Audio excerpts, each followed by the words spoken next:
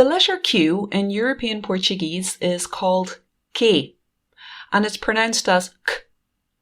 It's always spelled with the letter U immediately after it, and that U can be silent or not. So let's have a look at when the U is pronounced and when it isn't. When the QU is followed by an E or an I, the U is always silent. Aquilo, aquele. Queria, queria. Máquina, máquina. Quinta, quinta. There are exceptions, of course, as well. For instance, cinquenta, cinquenta. Tranquilo, tranquilo. Frequência, frequência.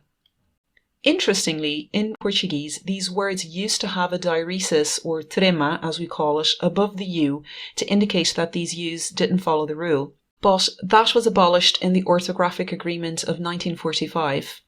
It's reserved only for names of foreign origin, such as Müller, for instance. Just as a side note, Portuguese people will pronounce this word as Müller. The U is always pronounced when the QU is followed by an A. Quarta-feira, quarta-feira. Quando, quando. Quanto, quanto. Quarto, quarto. I find that when the QU is followed by an O, it can be difficult to class in terms of pronunciation.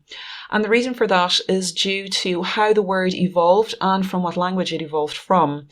So there are some instances that accept double pronunciation as well as double spelling, like in quota and cotta, but others do not, such as in the word aquoso. It's never aquoso. And then you have some words that the pronunciation of quo is more like ku, like in longínquo, longínquo.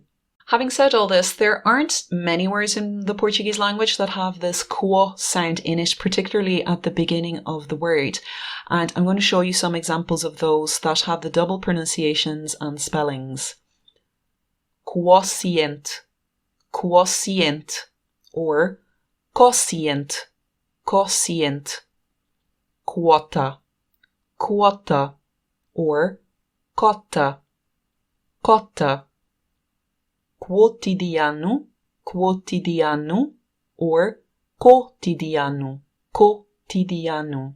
Just one final note about these examples specifically is that the versions with the quo are favoured in Portugal, at the very least in the written forms. Até amanhã!